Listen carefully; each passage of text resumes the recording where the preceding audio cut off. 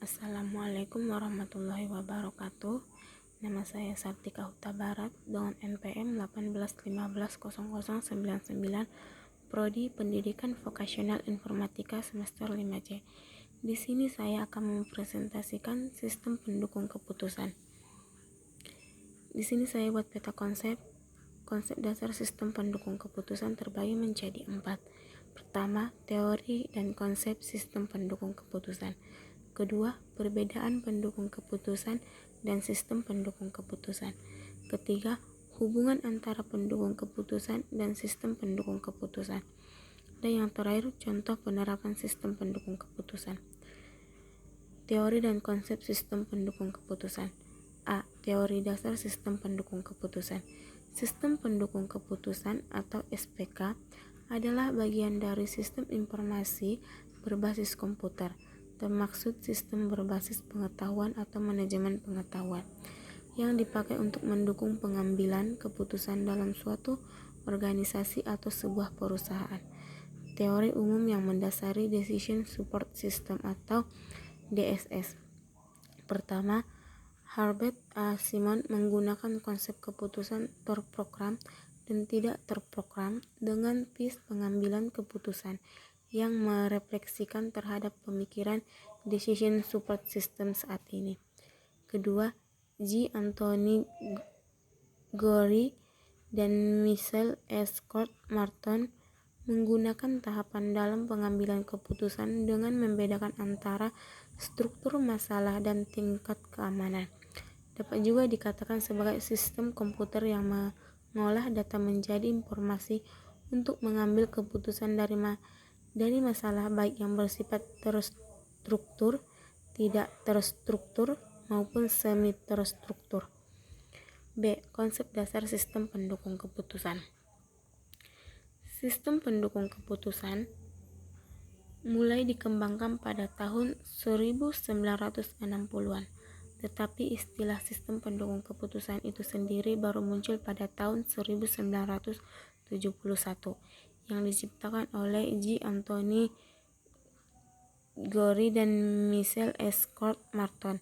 Keduanya adalah profesor di MIT. Hal ini mereka lakukan dengan tujuan untuk menciptakan kerangka kerja guna mengarahkan aplikasi komputer kepada pengambilan keputusan komputer. Kemudian, perbedaan pendukung keputusan dan sistem pendukung keputusan. Pendukung keputusan adalah merupakan aplikasi komputer yang dibuat seseorang dengan tujuan untuk membantu pengembalian keputusan atau pemecahan masalah dalam bidang yang lebih spesifik atau detail. Sedangkan sistem pendukung keputusan adalah suatu sistem berbasis komputer yang dirancang dengan tujuan untuk mempertinggi efektivitas pengambilan keputusan dari suatu masalah semi terstruktur. Pada sistem pendukungan keputusan ini sudah dikaitkan dengan proses pengembalian keputusan yang spesifik. Kemudian, hubungan antara pendukung keputusan dan sistem pendukung keputusan. Pertama, teknologi baru dan distribusi informasi yang mulai membaik memberikan banyak alternatif bagi pihak manajemen. Kedua, ekonomi global yang sering berubah sehingga menghasilkan ketidakpastian dan membutuhkan respon yang lebih cepat untuk mempertahankan keunggulan kompetitif. Ketiga, regulasi pemerintah dan stabilitas politik yang penuh dengan ketidakpastian perlu keputusan cepat. Dan yang terakhir, banyak aktivitas yang kompleks menyebabkan terjadinya kesalahan sehingga berdampak pada peningkatan biaya. Dan yang terakhir, contoh penerapan sistem pendukung keputusan. Di sini saya membuat contohnya dengan penentuan siswa berprestasi. Maksudnya di sini menentukan keputusan dalam memilih siswa yang bisa atau layak untuk mendapatkan beasiswa. Dengan cara ini, karakter akan menjadi acuannya. Dan dari karakter ini harus mempunyai nilai yang sempurna. Dengan cara inilah yang akan membuat penentuan akan tetap tujuannya. SPK atau sistem pendukung keputusan ini sangat berguna bagi sekolah dan pengembangan dan pemantauan siswa.